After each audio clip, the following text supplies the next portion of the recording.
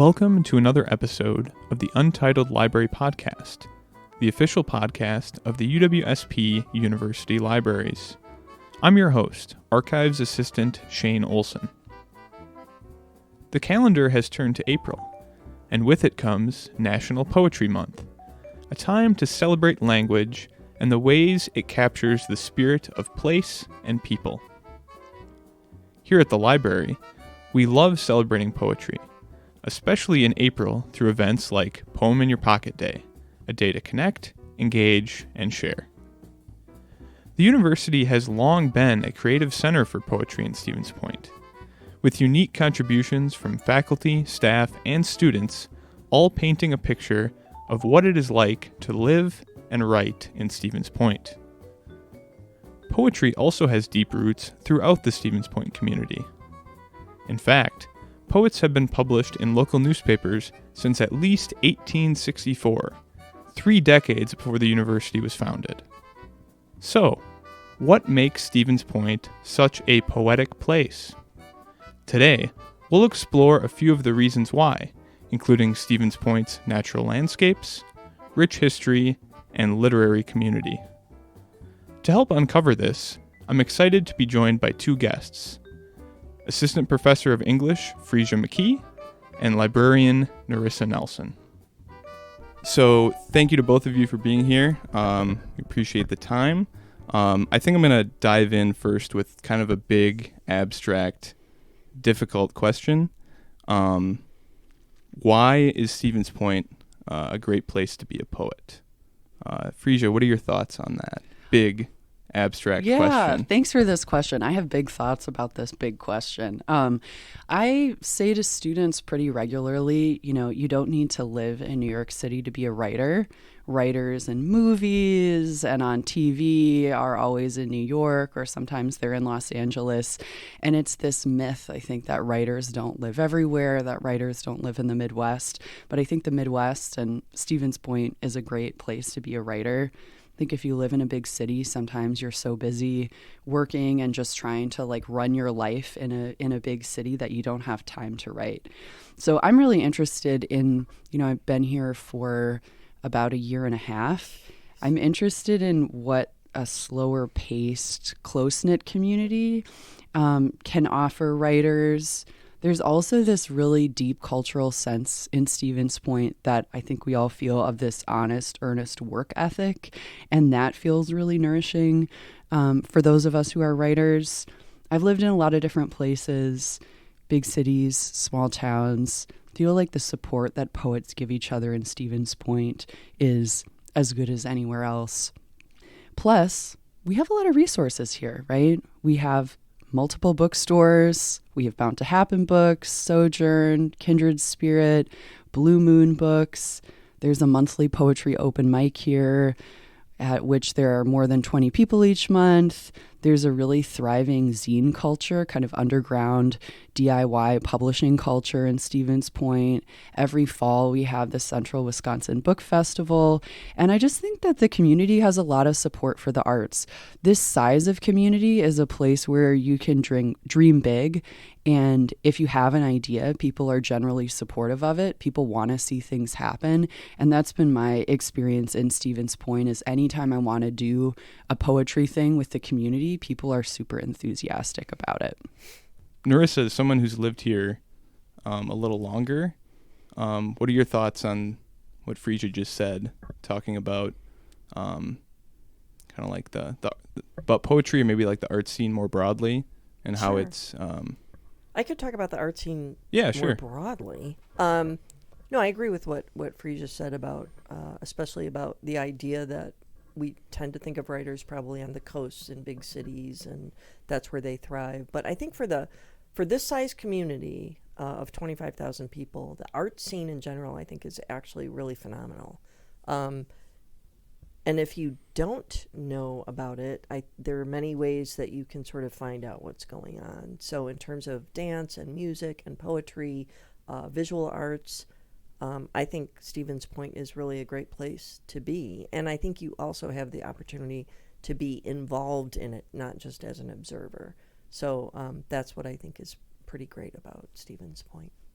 Excellent. So kind of moving from Stevens Point more broadly, to think about one thing that's really interesting to me in poetry is how it can be really connected to a place. Are there specific places in Stevens Point that we think are very poetic, or places that are not very poetic? And what does that mean? What makes a place poetic? I've been thinking about this question for a couple of months because I started asking my friends about Division Street and these decades-long conversations that the community has been having about Division Street and what people want to see with that particular piece of public space. And so I started thinking, okay, Division Street is just really unpoetic, and that's why I would like for it to be changed. And then the more I thought about it, the more I thought, no, Division Street is the most poetic place in Stevens Point because of all of the community conflict and disagreement around what should be done with it. All of the juxtapositions and just the way that it's sort of this crossroads and sometimes difficult to traverse crossroads. Poem is an art form that can take on a lot of difficulty. But yeah, what does it mean for a place to be poetic? Does it mean that it's beautiful and peaceful? Is a poetic place a place of layers? Other places that can come to mind for me as poetic places in Stevens Point are the train tracks on the south side of the city, especially the noise of the train tracks. Schmeekley has to be mentioned. I'm especially fascinated that the lake is human excavated. Main Street downtown, the public library. Of course, the university is poetic as it's a site that produces knowledge. Lots of poetic spaces in Stevens Point. Nerissa, I remember when I first posed this question in an email about recording this podcast, I think I might be paraphrasing, but you mentioned that we could do a whole episode on non-poetic places. Yeah. What did you have in mind when you wrote that? Well, no offense to Quick Trip, but I'm just thinking of places where you're standing in long lines. Walmart, like February 13th at 6:30 p.m., a lot of people are getting their Valentine's Day, so that kind of crowd is not necessarily conducive for poetic thinking. On the other hand, I can think of bars, certain bars, even, dive bars that definitely lend itself to the idea of kind of creating poetry from what you're observing. But I would basically say that I think that poetry is more about the person and their emotional state rather than the place itself, I think. And I like noise. I mean, I'm a big city person, so I actually think that even in a noisy environment, with the exception of like lines at Quick Trip or Walmart on February 13th at 6:30 p.m., I think that that you can still sort of find something poetic in those places. But bars, I think, are a great place, too. I've written some napkin poetry, and I am not a poet, by the way, but I have written, after a couple of drinks, some interesting napkin poetry that I keep in a small drawer in my home. Well, I think if you've written it down, you are a poet, right? No. I think the genre of napkin poetry is an important one because it's a sort of proof that poetry can happen everywhere. And that's another issue that I have with this myth of only fancy people in New York can be writers and we can't all be writers or be creating writing anywhere. Mm-hmm. I can't remember what context this was in, but years ago I heard the poet C.A. Conrad talk about an audience question they had answered at a poetry reading once, and this person was like, I just have the most tedious job and I have to be in this office and it's like the lighting is horrible and I lose myself as a poet. And so C.A. Conrad's advice to this person was like, buy a tiny notebook that you can fit in your pocket, kind of like napkin poetry, and then every 20 minutes or so, just write down like a few words of poetry just to remind yourself that you're a poet. And I just really liked that insertion of creativity into an impossible situation. And there's lots of different ways to do poetic actions that are in the spirit of that, I think. That's awesome. Yeah, I really appreciated what you said before, too, about the the train tracks on the south side of town. I haven't written anything specific about them, but I live like literally right across the street, and I hear them all night. And when I first moved in to this apartment like 4 or 5 years ago, it was really annoying because I grew up in the country in the middle of nowhere, and it's like silent at night. But now it's I can't even like say there's something poetic about it, how like calming and peaceful it is, the constant noise. I used to work like a second shift job, and I'd get home really late at night, and I know it's kind of a lonely feeling sometimes, but to think that there's somebody else out there moving and working at the same time was just always kind of comforting, I guess. So yeah, that's definitely a very poetic place for me. Yeah, and like writing is a solitary act by nature because it's your hand writing on the page or your hand typing on the keyboard.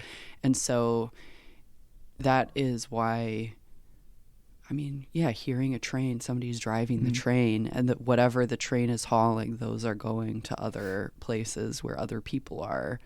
And also writing a poem in a bar or a coffee shop. Yes, you're writing alone, but there's something, we've talked about this in the past, Nerissa, right? It's like there's something really, really nice for a lot of us about just there's other people in the room doing other things while I'm doing whatever I'm doing. This has nothing to do with poetry necessarily, but I find it very disconcerting when there's total silence, because I am a big city person, and so when I first moved here, I had a really hard time sleeping because it was so quiet. And I remember, like, do I have to get one of those noise machines, or like how am I going to fall asleep? And it had the opposite effect in terms of creativity for me. Like I have to have some kind of ambient noise somewhere, or a really loud noise. We used to live in Chicago, and there was the L train literally right behind my bedroom. And this was older than you, but we had phones back then that were attached to the wall with a cord, so you couldn't so the L would go by, and actually the building would shake just a little bit, but the L goes by like every 4 to 5 minutes. So you'd be on the phone and you'd have to wait until the L passed to sort of continue your conversation. That was fun. Also, Thinking of all the poets who write on the L, yeah, who are just have their little notebooks on the L. That's true.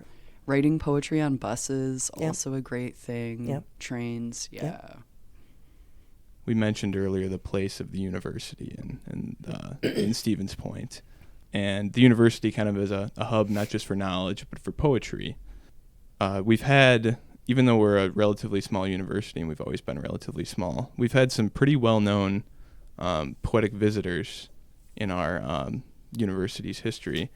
Allen Ginsberg actually visited campus in the late 1970s.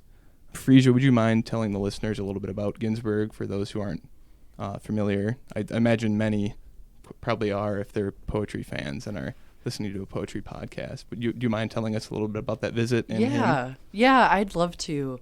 Yeah, so Allen Ginsberg, almost a celebrity poet in the 1970s, iconoclast, was part of founding the first Buddhist university in the United States in Boulder, Colorado, the Jack Kerouac School of Disembodied Poetics, part of the beat poetry movement, a gay poet, a Jewish poet. His kind of first big poem, Howl, was presented in San Francisco in 1955 and at this kind of landmark reading that many people say kicked off the beat poetry movement. And after that reading, Allen Ginsberg read Howl. It was this very long poem. He was a poet who was writing a lot about mental health and like the relationship between queerness and mental health before that was even a cultural conversation, right? It's like 1955, very beginning of the gay rights movement. And he reads this phenomenal poem and then learns Ferlinghetti is at this reading and wants to publish Howl. And then the state of California censors the poem for obscenity and actually arrested Ferlinghetti and his bookstore manager. And so it was a very public case, made national news, and eventually the poetry publishers and Ginsberg won. But so he achieved a lot of fame really early on and continued to write really highly charged, politically charged, beautiful, effusive poetry. So big name. Going forward, January 27th, 1978, Allen Ginsberg has been booked to come do a reading at UWSP in Mickelson Hall. It's really cool to look back through the different articles and stuff that came out in the Pointer and other places related to this reading. There's just some really kind of cool and interesting details that I just kind of love as a resident of Stevens Point. So like during the intermission of the reading, the co-op provided carob brownies, which is very 1978. Just like love it.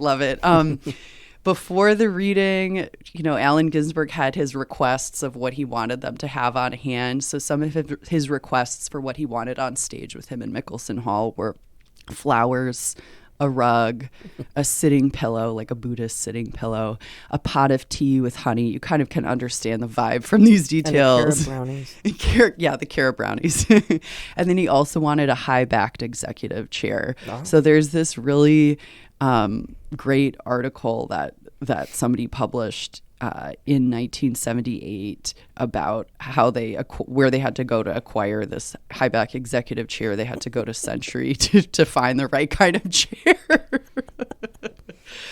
So then when Allen Ginsberg did his reading at UWSP, something he was very famous for was he would perform the poetry of William Blake with a harmonium and almost sing the poems. And he also read from one of his books, Mind Breaths. And then he did a workshop with the university writers. So I would love someday to track down somebody who was at that reading or who was part of that workshop and see what else they remember about it. I didn't realize university writers existed back then. Do you know how long that? Yeah, when I was doing a little research for this episode, actually, I think there were like literary societies and groups of writers on campus for a long time. But I think 1971 was the first year that they officially organized. I'm not sure off the top of my head, when they started publishing Barney Street, which is like their literary publication. Right. Interesting. But yeah, we have in the archives, we have the officer list at least going back to 1970. So we might be able to find someone. Yeah, excellent. And from what I understand and from what you told us about Ginsberg, kind of social protest and social movements and activism were a big part of his poetry. And I think that's been the case for a lot of poets, including many that we've had here at UWSP. Louis Crew is one that comes to mind. He was here for just a short time in the early 1980s, but was a really pioneering force in the field of LGBTQ activism. And one of the reasons he had to leave campus was because of it was not a very kind atmosphere, both among the community, the faculty even. But he was very impactful, I think, in this area in terms of the gay rights movement and stuff like that. So here's another question to kind of pose to you both. Why do you think poets and poetry are often connected to some of these social movements and protest movements and things like that? Yeah, thanks for asking that question. And thanks for mentioning Louis Crew, who was a person that I didn't know about until you introduced me to some information about him. I saw in one of the articles about him from the archives that he, at one point, and it seemed he continued to publish because this article was from the 80s, he had 1,394 publications. It's just like such a prolific person. And I as like a current faculty member in the English department and an out queer faculty member, like I really benefit from Louis Crew's work and see his work and honor his work and am indebted to his work. So many people concerned with justice are also poets. So many poets are concerned with justice. And I think one of the reasons for that is because poetry invites complication. It's not didactic. Even a political poem, and even a poet like Allen Ginsberg, there's a lot of contradiction and gray area. The poem doesn't, in the poem, right? It doesn't really provide a clear answer. And I personally think if a poem provides a super clear answer, it's not complicated enough. Like a poem's a container that, and we talk about this in poetry class a lot. A poem can ask a question and doesn't have to answer that question. And so I think that's kind of a countercultural space because we're chasing after answers constantly. Like perhaps as we should. It's important to answer questions, but it's also important to have a space where a question is just asked. I think a poem can hold multiple truths. And then part of my goal as a poet is to kind of cultivate the skills where I'm able to write a poem that's big enough, even if it's a short poem, but a poem that's kind of intellectually big enough that can hold all of that. Ginsberg is a great poet concerned with social topics. This semester in the anthology my poetry workshop students are reading, the very first poem was a poem that was an emulation of Allen Ginsberg's poem America. And so in class, all of the student poets wrote an emulation of that emulation and or Allen Ginsberg's America. So that was a really cool way to engage with poetic lineage. Other contemporary poets that come to mind who are engaged with social issues, Craig Santos Perez, Eileen Miles, Ross Gay, Camille Dungy. So just a few names off the top of my head. Our new Wisconsin State Poet Laureate, Brenda Cardenas, is a wonderful poet who writes about art and also writes about social issues, writes about all sorts of things. Lots and lots of poets writing about social critique and just having conversations around that. To touch on Louis Crew again, I didn't mention this at the offset, but if folks are interested in learning more about him, we do have some materials here in the archives, but it's kind of limited because he was here for such a short period of time, and it was a period of time where there wasn't a focus on collecting the materials and the writings and the ideas of gay students. But there is a great oral history interview with him at the, I think it's called Queer Newark. It's a project of Rutgers University where he later taught. It's a long oral history interview with him when he's, I think, in his late 70s. So if folks are interested in learning more about Louis Crew, that's a great resource. Nerissa, did you have any poems or poetry kind of focused on those issues that has been really important to you? Any other favorites too? I think this is a good place where we could integrate favorite poets or particular poems. I think just two more things before I mention favorite poets. And also, for those of you who don't know, I have often texted or emailed Freesia to ask her for a poet for a certain occasion, and I usually need it within like less than 24 hours. So this is an unpaid service that she has given to me, but I really appreciate that because I think it's also a way of introducing you to poetry. But I think the power of language, I guess, to me is that I feel like poetry sort of allows for obviously emotion, but also complexity, and it also allows for nuance that we sometimes don't necessarily think about. I think it can distill complex emotions into sort of these brief and powerful moments that sort of just spark reflection.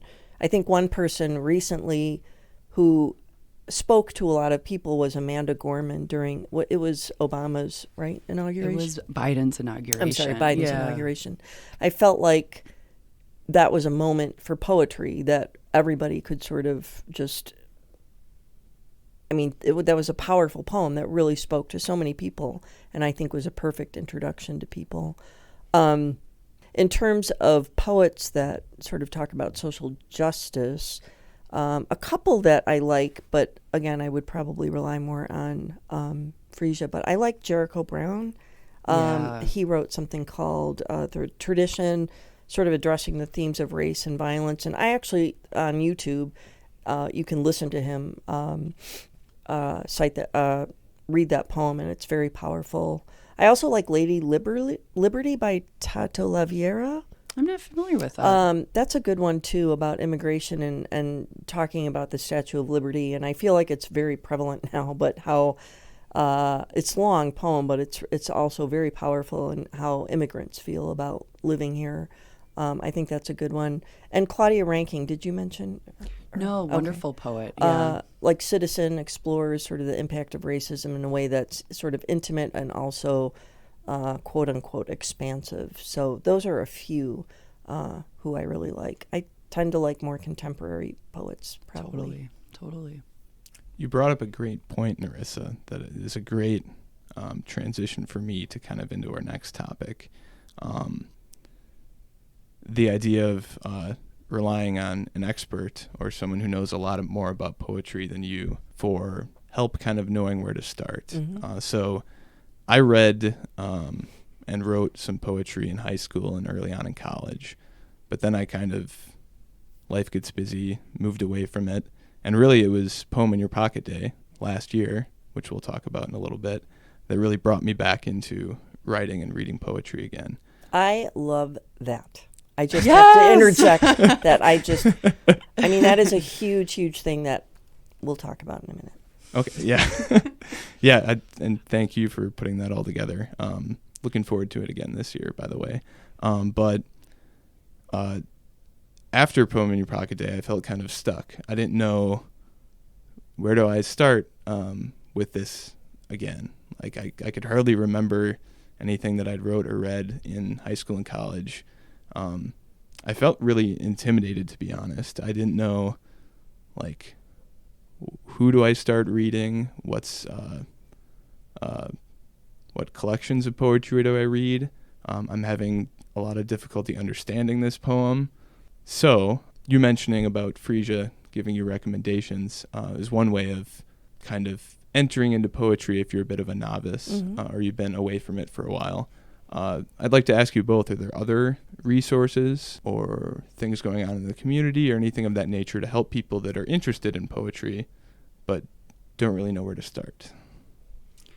Yeah. I mean, there's a lot of different ways to find poems, and what I would recommend to anyone who wants to write more poetry or sort of understand more poetry is just to find ways to be around poems.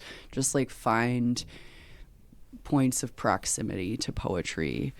Reading a lot and writing a lot, right? That's what people always say. Write as much as you can, read as much as you can, familiarize yourself with it. But the question or the point that doesn't always get answered is, like, how do you find stuff to read, right? Where do you find poetry just to find a poetry book to pick up and read? Poetry Foundation and Academy of American Poets both have fantastic websites. Academy of American Poets does a free poem a day email that you can sign up for. And it's really wonderful and exposes you to a lot of people writing right now.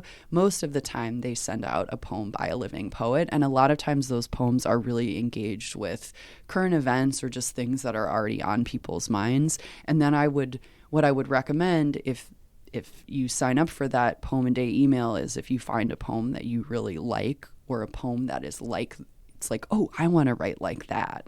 See where else have they published or if they've published a book. Also, locally, Bound to Happen has a fantastic poetry section in their bookstore. I think it's amazingly curated.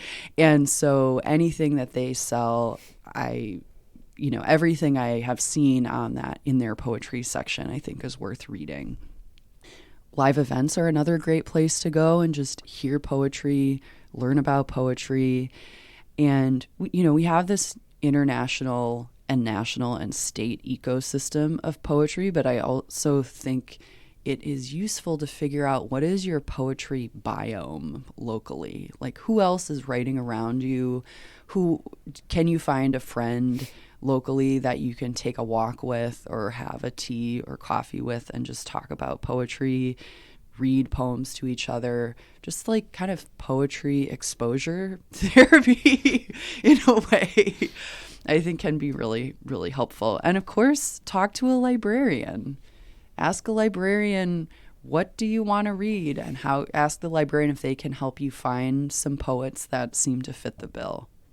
Does the librarian have any? I have a couple thoughts, any actually. Other thoughts? One thing that you just mentioned, Shane, was about feeling intimidated. And I Yes. feel like a lot of people feel intimidated by poetry, and I would say a lot of arts in general. I feel like they think that that world exists for a certain type of person. So what I love about what Freesia is doing in the community especially is that I think you're breaking those walls down and allowing people to enter a space that maybe they did feel intimidated by, but it gives them a confidence to explore it at least. And then they kind of can come to it on their own, at their own pace. I should not admit this on a podcast. I am a bad reader and I am a bad writer. I don't write poetry. But when I mean a bad reader, I'm not a voracious reader. And I don't necessarily read a lot of poetry. My entry into poetry is really through things like when I was younger, I loved going to poetry slams at bars. I love rap music. So to me, that is poetry, lyric poetry. I just talked to Carrie Klein in Circulation. She's an excellent person also in the library as an entry into poetry. And she mentioned something called button poetry, which I had never heard of. And she said it's really great. They have a lot of YouTube channels on, and you can just kind of hear. It's an organization, I guess. And I think they're out of Minneapolis. So they're close by. And I think going back to Poem in Your Pocket Day, I mean, Poem in Your Pocket to me is, I just think a great, I mean, I want everybody to read poetry and see poetry in places that maybe you wouldn't expect. You know, so leaving some poems at a bar or on the bus or at the laundromat, you know, where we don't necessarily think of where we might find poetry. I'm not a huge fan of, and it's not to say, it's not a criticism of the poet themselves, but like really long poems about like nature and trees and rivers, and I just want to kill myself. So I prefer poems that sort of speak to me in the here and now, and maybe in the concrete jungle, and maybe social activism, political things that are happening. That sort of speaks to me, or how we feel about love or emotions. That, but like not river and trees. Nothing against rivers and trees, but I just that nature poetry that's really long, and I don't know, it sucks the life out of me. Yeah. Well, I think, one time you asked me, Nerissa, if I could send you some poems that were not nature poems, which is actually a very, very doable task. Yeah, but I wonder all the time about why so many people are intimidated by poetry, and I have various theories about it, and it's just really interesting to talk to people about it too, because sometimes when you tell people you're a poet, they're like, oh, I hate poetry. Or if I say to people, you know, people ask what you do for a living, and I say I'm a poetry professor, and people are like, oh, I hate poetry. I'm so bad at poetry. And it's like, I always say this, many people have heard me say this before, I don't think accountants hear someone say, oh, I hate accounting, when they say that they're an accountant, or that somebody's an electrician. Oh, I hate electricity. Right. I don't know. I hate electricity. But I have a few different theories about it. Like, some of it is that many people were taught poetry in school by teachers that didn't necessarily understand poetry, and it's not even the teacher's fault, but they just there was just a hard time all around. Some people have only been exposed to poetry from the 17 and 1800s, and it's just not written in a way that we talk or think anymore, and a lot has happened since then. There is kind of this bias toward nature poetry, and I think there's various reasons for that around even just like I'm just kind of like riffing and inventing thoughts here, but what is a respectable topic for a poem? And now I think we're at a point where there's been decades of poets who are like, no, I want to write about like feeling lonely in my apartment in the city, right. And I want to write about like getting fast food. I want to write about everything. Right. And everything is grist for poetry. But yeah, a lot of people are intimidated by it, and I've kind of taken it on as a personal challenge that if if anybody doesn't feel like they understand poetry and they want to, I want to help them find a poem that they enjoy. But I think, Freesia, you mentioned something really important, and that is, and maybe this is a generational thing, but I was exposed to poetry from the 17th and 18th century, long, difficult poems. And if that's your introduction when you're in like middle school, it kind of turns you off. Number one, you have a hard time understanding it. Number two, I don't know that it's you're so focused on like trying to understand the poem that I don't know that you ever step back to think about language or what poetry means. And your teacher at the time doesn't tell you that. And again, it's no fault of the teacher, but I just felt like it wasn't a really great introduction to it. That's why I think if I were to think of today, if I was teaching poetry, you know, like introducing people through rap music or the spoken word. Spoken word, by the way, has become very popular with dance. Like they're trying to merge spoken word in choreography with dance, which I really love, and trying to sort of mesh these things together into an art form that will speak to many different audiences. So I just caught my laptop for those of you who can't see what I just did. We don't have a video. This isn't a video podcast, but Nerissa just made a great catch to keep the laptop from going to the floor. But anyway, that's just... Yeah. You know. Well, and for any educators who are listening to this, Academy of American Poets has some very adaptable lesson plans for poetry. So if that's something that you want or need to do, I think they do a great job of breaking it down for anyone to teach. That brings up another great topic that I wanted to ask you about, Freesia. Particularly in your teaching poetry to students, are there certain exercises or things you do in class to kind of bring poetry to a new generation of students? Nerissa just mentioned about how in the past poetry might have been taught in a way that wasn't maybe optimal to get students interested in it. So what do you do in your courses to kind of spark that interest in poetry? I think for the introductory creative writing courses, and also for a class like English 101, that's just about all different types of writing, and we do a little bit of poetry in that class. I'm really careful about what poems I select at the beginning so that we're not spending a bunch of time deciphering what does this poem actually say, and we can, or, you know, because with some poems it's, and I love abstract poetry, I love experimental poetry, but sometimes it is like, I don't even know what's happening, where are we, what's going on, like I can't even get a toehold. And I always think of like a rock climbing metaphor, like can you just find one little place to grab on the rock wall to sort of find your way into the poem. But, you know, at the very beginning, I try to find really accessible poems where it's something relatable from everyday life, and where it's also like just kind of like, I don't know, I'm wary of that word easy, but something that's accessible to read.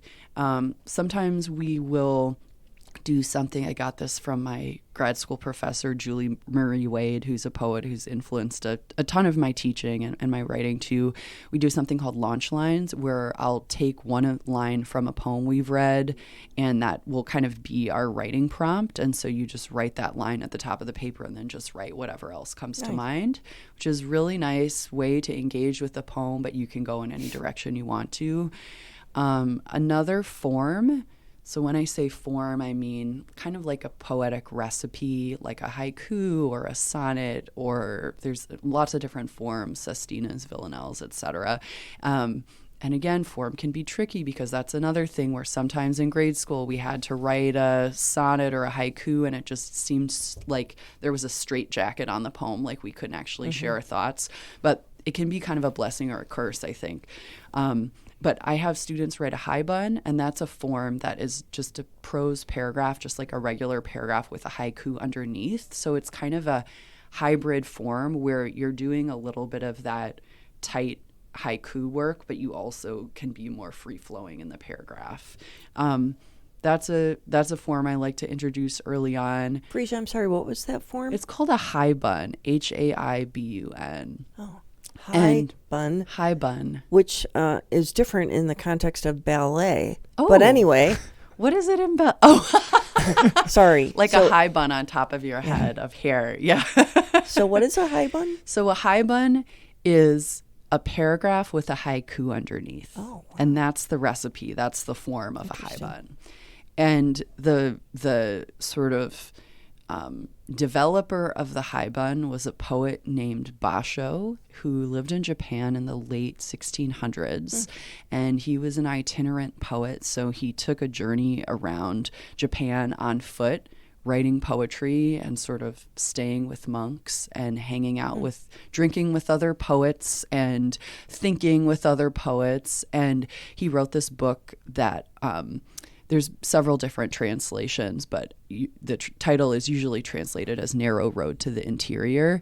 And so that's a book-length high bun where it's like prose paragraph, haiku, paragraph, haiku, paragraph, haiku. Oh. So it's kind of a travel log form also. And we get to talk in class about what is your travel that you want to write about. Do you want to write about, taking a trip to Minneapolis and all of the things you saw, or going to Florida? Or you can write a travel log. Quick Trip, again, keeps coming up, about going from your dorm to Quick Trip, right? And then going back. Like, that's a journey that you can write a high bun about. And it's like just as worthy as Basho's, journey on foot over many months. Very interesting. Yeah. I could keep going for a long time. Can I mention one more prompt? Can feel free, yeah. Okay. I just think this is a beautiful prompt. Many people have used it over the years. There's this poet and performance artist named Joe Brainerd, and in 1970, he published a book-length poem called I Remember. There's long excerpts of it online that people can check out. And it's just it's such a brilliant premise for a book, because it's just a list of statements that, like, sentence-long statements, poetic statements that all start with I remember. And so he's just has kind of the way that when you think about things, memories from different areas of your life just sort of occur at random. So he's like, I remember, and he grew up in the 1950s. So he's like, I remember the hobby horse that we rode on. I remember the first, time that I read a poem by so-and-so. I remember sitting in the field and eating a cheese sandwich, just like all of these random memories, and they just cascade and cascade.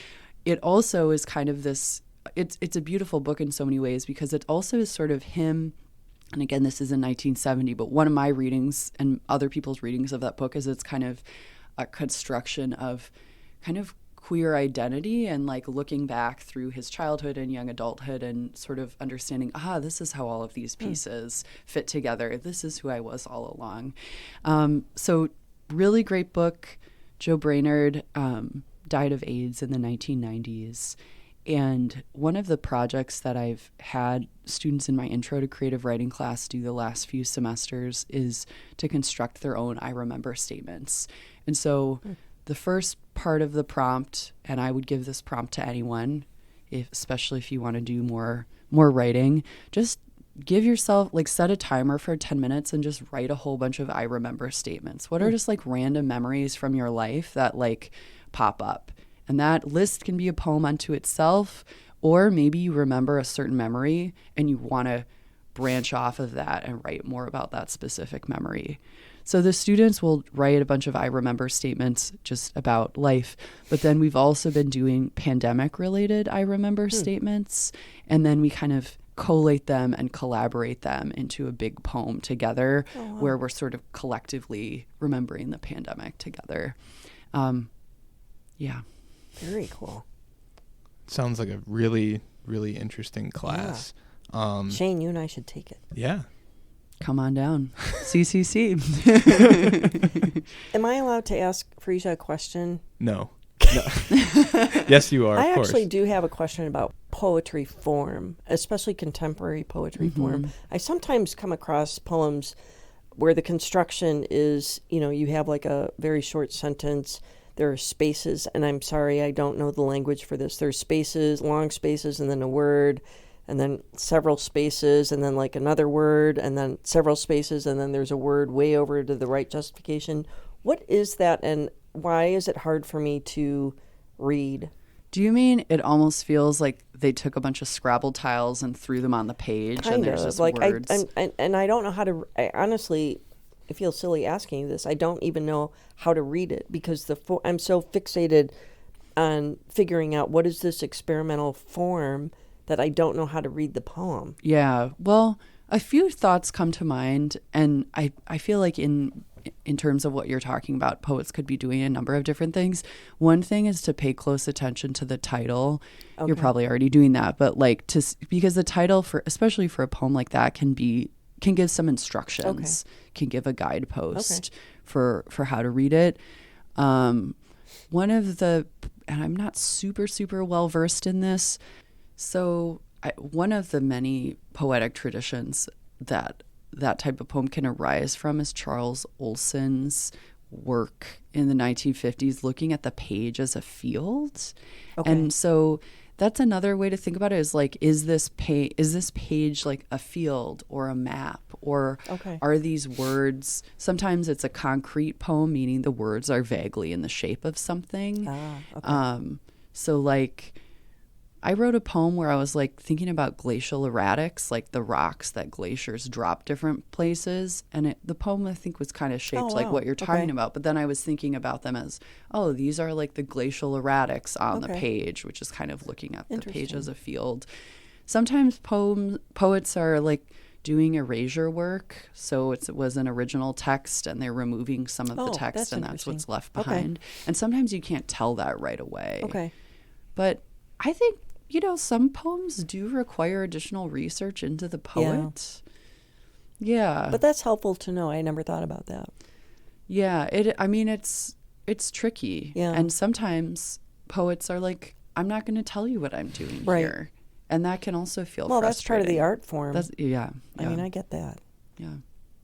On that point, that's one of the, you mentioned before about the Poetry Foundation's poem a day that you get in your inbox.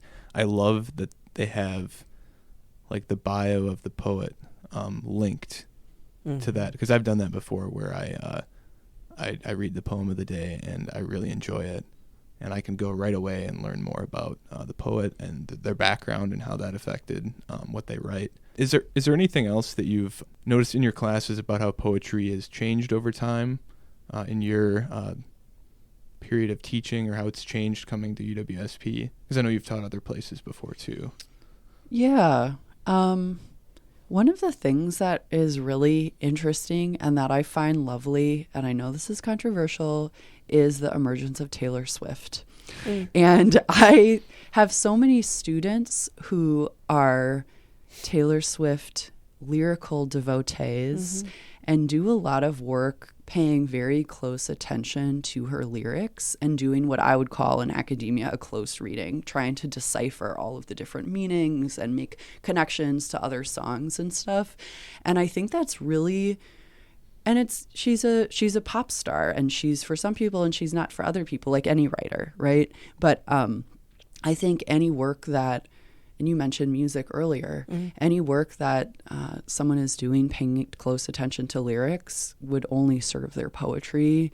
The other obvious and timely example is Kendrick Lamar, another artist who has so much to offer any poet working in any style. So that's something that I've heard. Musical connections are something that I feel like I've heard students talk about more over the years, and I really welcome that. Beyonce's Lemonade is another one that really spurred a lot of conversation that a lot of students wanted to do research papers on. And actually there were a lot of library research guides that popped up all over the nation that librarians were doing on Beyonce's Lemonade, which I thought was fascinating. Love it. Yeah. I imagine that connects into kind of like what we were talking about earlier, the fact that students today don't connect with that poetry written in kind of the old archaic language of like the 1600s and the 1700s. So a way to kind of grab them is to, use the language that they use and the stuff that they're listening to. That's great. Nerissa, before we mentioned briefly Poem in Your Pocket Day, would you be able to tell the listeners who don't know what Poem in Your Pocket Day is? Sure. when it is. Sure. And what to do. yes. Sure. I'm checking my mic is still right there. So Poem in Your Pocket Day was created actually by the Academy of American Poets back, I think, in the 80s or 70s. I'm not quite sure about the date. And the intention was to actually bring poetry to the people in a pocket form and to share that poem. So obviously, if you think about a pocket poem, it should be short. So you can't really have a super lengthy poem there. And that was sort of just a way, I mean, when you talked earlier about introducing people to poetry, this was sort of a perfect vehicle to do that. And to do that either with coworkers, to do that like at a bar, at a bus stop, to leave poems, to at dinner with friends or family, to have a little poem to share with people. And so now, what I love about it, so we actually do that in the library. We've been doing it, I think, for 10 years now. And last year we happened to have a grant that allowed us to do it more community-wide. But we roll poems, and our circulation students help us roll poems. And last year we rolled, I think, 4,500 poems, but typically we probably roll around 1,000 poems, put them in little bags, distribute them on campus, just kind of randomly. And then again, in community places, we ask, would you like to have a little bag of poems? So, and, you know, we put the poem and who the author is, and if it's a excerpt from an anthology or something like that, we'll include that as well. But I think it's just the perfect place a perfect time to introduce people. And then there's lots of ideas that the Academy provides, like for that particular day, which this year is April 10th. I will double check that date. But it is, you can do that like in an email, like your email signature. So it can be also digital. You can read a poem and tape it on your phone, and then throw that video up on social media. So there's lots of ways in which you can share poetry, not just that physical poem in your pocket, but I think it is, and it obviously it sparked something in you, Shane, to sort of get back into poetry, which makes my heart very happy. Yes. So I think that is the intention of it, and I distributed poems at meetings last. You helped me, Freesia, find a poem for, I'm on the Wisconsin Women's Council, and it happened to be an April meeting, and I distributed a poem to everybody there, including the lieutenant governor, and I got emails from 4 people afterwards saying that little poem really touched them. Like they thanked me. They're like, thank you for this. I'm keeping this on my desk as a reminder of that there is more to life outside of what I'm doing right now. Because there are many important things that occur through various bureaucracies, and a lot of the sort of work that happens is very bureaucratic, and that's the world that we live in, and poetry does not hide the heart of something, and just in a poem can bring that back. Yeah. I also, speaking of bureaucracies, so I read a poem at that meeting, but also for the time that I was chair of Common Council, I also read poems during April, because April is Poetry Month, and would start, or I would at least share it, through a Zoom meeting, and people appreciated that. I mean, maybe not everybody, but most people did. Yeah, yeah. And that's a great invitation for anyone listening. Like, how can you incorporate poetry into something you already do? It really feels like it sets the tone. It changes the tone of, there's something about poetry, like reading a poem before a meeting, like on curriculum or policies. I mean, it's not a meeting that everybody is like skipping to and super excited about, but somehow you can change the meeting tone by doing something like that. It doesn't have to be long, but I feel like it opens up, maybe I'm reading a little bit more into this, but I feel like it opens up people's minds a little bit more to it, just the space feels different when you do something like that. And I have another kind of fun story to mention about Poem in Your Pocket Day. Please do. Last year on Poem in Your Pocket Day, I was enjoying reading poems, and our university archivist, Brad Castleberry, kind of like playfully teased me about it, because he is someone who has told me repeatedly does not like poetry. And vegetables. Let's add that in. So I was determined to find a poem that he would enjoy and admit to enjoying. So I heard, and we'll mention a little more about the open mics I think that Freesia organizes in a little bit. I attended one where former English professor here, Bill Lawler, read a poem. You might have to help me with the title. I think is it "The World is a Beautiful Place"? I'm not sure what the exact title is. Anyway, it's a poem by Lawrence Ferlinghetti that really it takes the same worldview that Brad Castleberry does. So I brought it the next day, right away when I came into the office and read it. And I think I had him look it up, and he read it. And he did admit to me that it's a poem that he enjoyed. So good work. If Poem in Your Pocket Day can turn someone who hates poetry into someone who grudgingly admits that there's a poem tolerates poetry, I think it's proof of how important and powerful it is. Can I say one more thing about that? Absolutely. I'm not a shy person, and I'm not really an introvert. So one benefit of that is I will go up to everybody to give them a poem. And when they were building the library last year, I was delivering poems to all the construction workers. They were sort of hanging around. So I gave them all poems. Later on that day, I was walking by, and one of them stopped me, came up to me, and said, "That poem was so beautiful, it made me cry." Oh. And I thank you for that. And again, just that is exactly the intention of that day. Yeah, yeah. And then I almost started crying. Yeah. I know.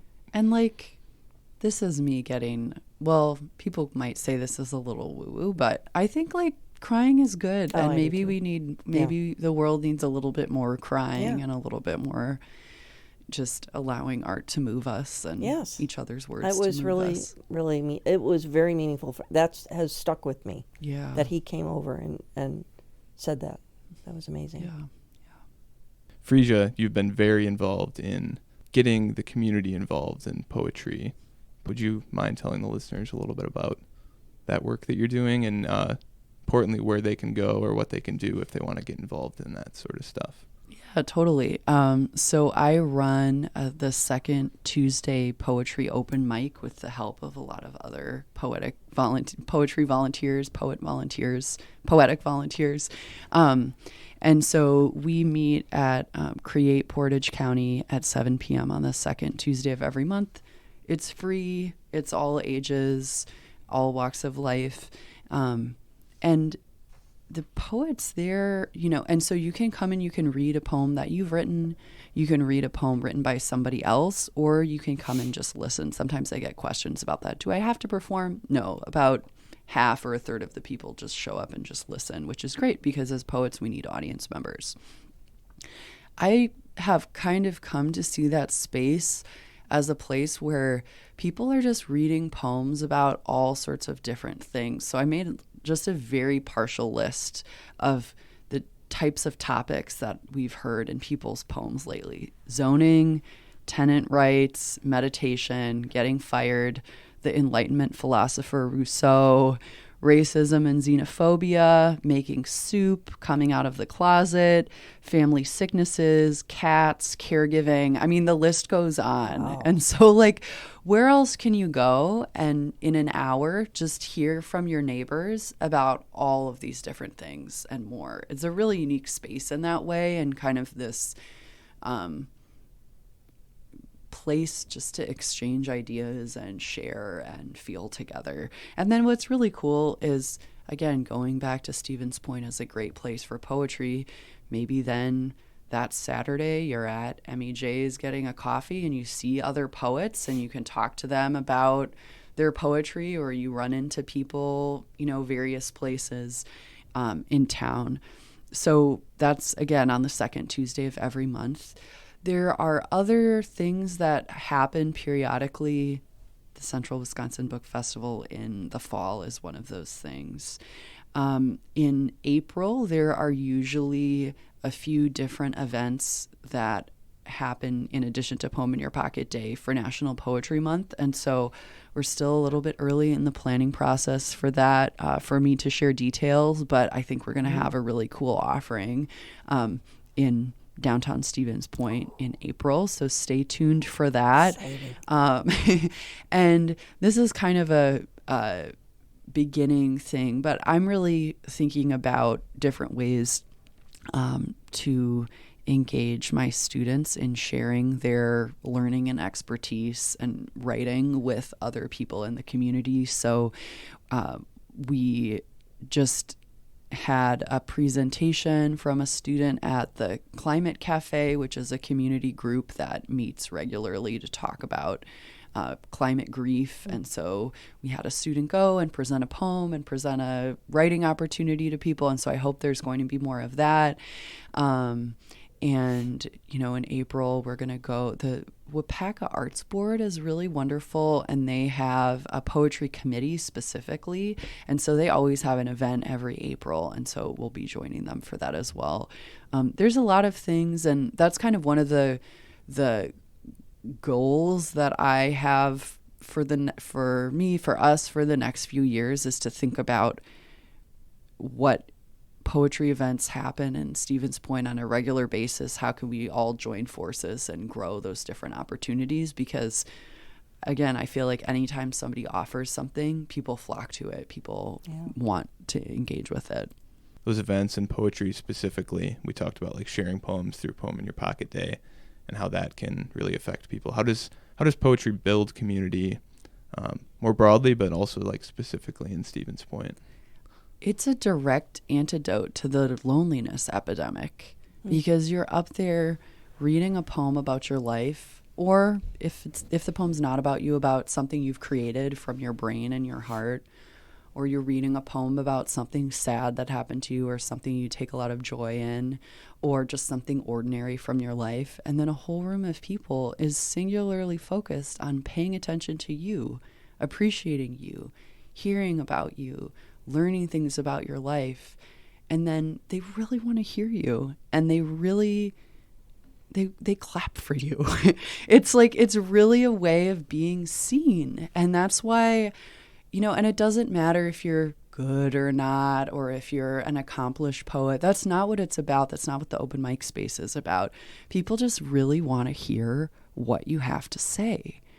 And then as an audience member, you get to hear other poets read about their lives, and you have these feelings of, oh, I've gone through that too, and I never had the words for it, and this person gave me the words. Or, wow, I've never experienced that, but I feel great empathy from hearing somebody talk about it and being willing to share with me. There's just such power in that really direct act of listening in a poetry space. That's something that I noticed immediately the first time that I came to an open mic. I've been going off and on since I kind of got interested in poetry again last year. The first night that I went, I was very nervous, even though I was just going there to sit, because I'm a socially anxious person. And I was blown away by how welcoming and kind everyone that was there was. So I'd highly recommend to all listeners to check out that second Tuesday open mic. And if anyone out there feels like, oh, if you feel shy and awkward, it's like, it's a bunch of poets. It's a lot of shy people. Okay. It's a lot of idiosyncratic artists. It's like, no matter how idiosyncratic you are, you'll fit right in, no matter how nervous you are. Like, it's a safe environment. Yes. That's what we definitely are really striving for. Mm-hmm. Yeah. That's excellent. Did either of you have anything else that you want to say? Or I would like both of you to read a poem. Oh, yeah. Okay. I don't have any that I've written here. Oh, shame. Sorry. I do have the one by Catherine Dignam that I can read. That would be great. Yeah. I did want to mention also, and I don't want to call them bad poets necessarily, but I do find sometimes humor in certain poets that, like Richard Brautigan. I just sometimes read his stuff. It gives me a nice little mental break. Have you ever read any of his poetry? I don't think so. Oh, well. Some of it's a little bawdy. It's right? a little body. But that is true. But like he writes something called like Haiku Ambulance. You haven't heard of that? No. But Maybe you need to read a poem. Well, here too. it is. Yeah. I'm going to read it right now. And I'm not a good reader of poetry either. I'm not good at anything. But I'm still happy to be here. I would disagree about that. Okay, here is Haiku Ambulance by Richard Brodigan. A piece of green pepper fell off the wooden salad bowl. So what?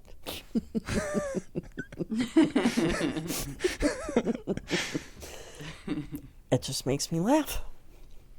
I think humor is underrated in poetry too, because I think that's another difficulty a lot of people have with it, is that poetry has to be super serious and super dramatic, and you're bearing your heart to the world, and your feelings need to be really deep, and like that's a great thing for a poem to do, but a poem can also just be goofy and silly. Yeah.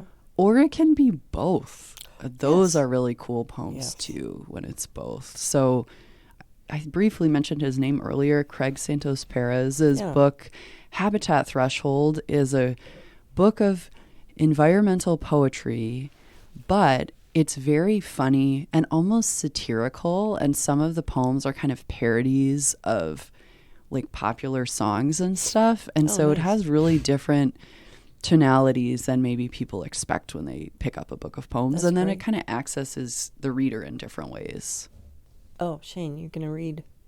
Do you want me to read something next? Yeah, I would love that. Is that okay, Freesia? Oh, okay.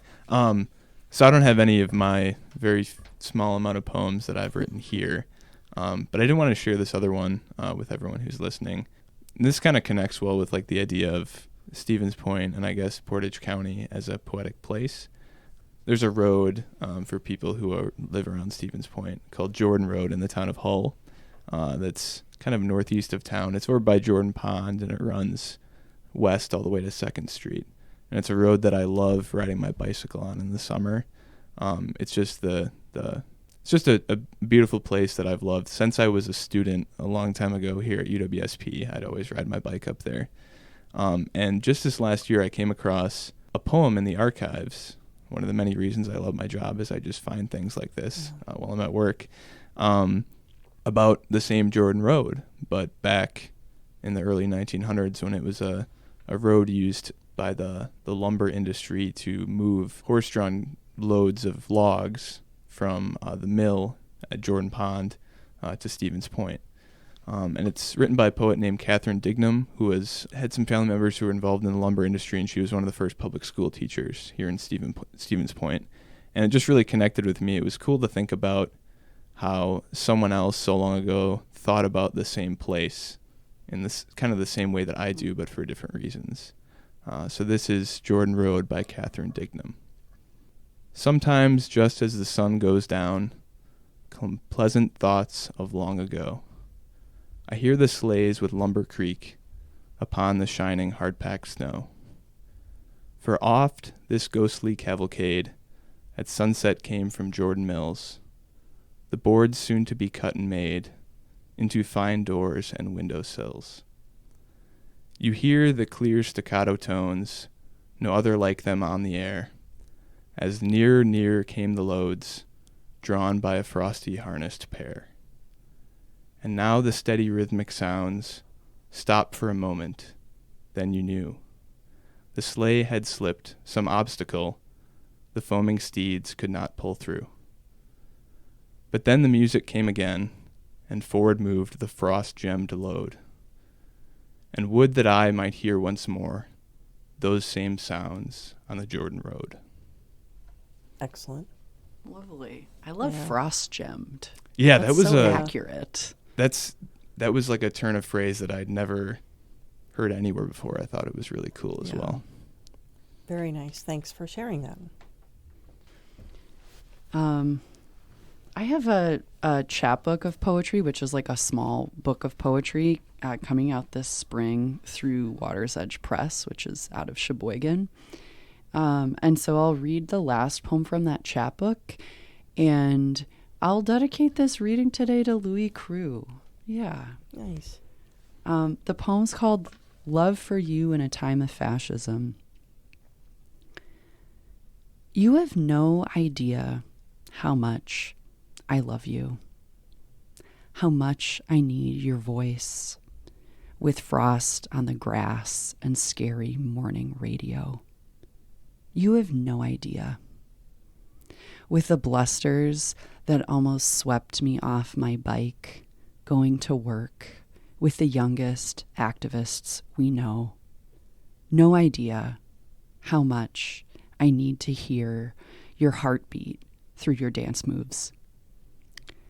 In your sigh, your coughs, your shudderings, I hear your breath and need this solidarity of presence for as long as you will give it. The slap of the back door, your bike lock as you chain to mine, the scraping of your chair legs, the sound of steam off various pots of soup above the punk fundraiser in a basement where you drop change into the bucket against another war. You have no idea when you say you can't focus on anything else, genocides, dictators, and deportations, shootings in all bleak seasons, your unsure jaw shaking, so tender and your own. Is there any way to tell you how precious, how I hold you a raw jewel, a pumpkin seed? How much I need your unsure gait, stilted and aflame. Your anxiety, a wall of grapes. I want to spit the sour out, ferment every acrid thing into a cup of liquid drinkable. I want you to remember there are moments I need nothing more than your voice when it is feeble. To know you are a survivor makes my survival possible.